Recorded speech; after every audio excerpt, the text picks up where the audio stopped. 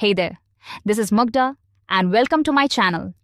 Today, I would like to share the group project journey for the course Physical Computing Studio. So, stay tuned till the end.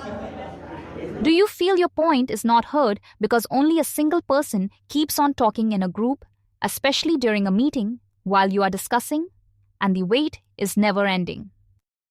Yes, you heard that right. I'm pretty sure you must have been in this situation at least once till now. I'm aware of the fact that such situations can also lead to arguments while discussing, which can be annoying, right? But be assured, as the team, Zap Happens has got you covered. SpeakBloom is a bio-inspired, interactive device that enables the awareness to user to have patience and let others have a fair chance to talk without interrupting. Let me begin with the journey of SpeakBloom. Our first iteration began with origami papers, and experiencing the concept of flower structure made us better understand for passive prototype. As the design lead of the team, I discovered a mechanism of a drawstring, which I suggested incorporating for the passive prototype instead of just creating petals with bare hands. We worked on my idea and created an interesting passive prototype with the help of basic DIY products, and the mechanism came out as expected. Professor Jared liked the idea of origami papers, which seemed creative.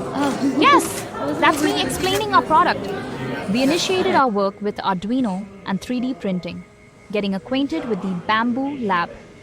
Trust me, it was challenging but interesting at the same time. Up next, we had our mid-fidelity prototype, where coding was a struggle as we had to troubleshoot a lot many times to get it right. Despite many attempts, we did come across failures, especially while working on the mid-fidelity prototype phase. SpeakBloom did respond to the sound during this phase.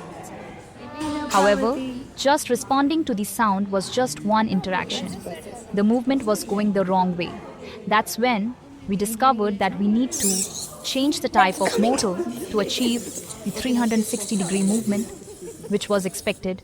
Since the movement was rigorous, we also needed to have the base of the pod have more weight for stability, and changing the bottom and topmost servo motors to achieve the direction. There were many inquisitive visitors, such as school students, who inquired about the materials we used, our other course tutors, who liked the idea of our prototype and interacted with them too. We also got a bunch of feedback, which was very helpful for us to think out of the box.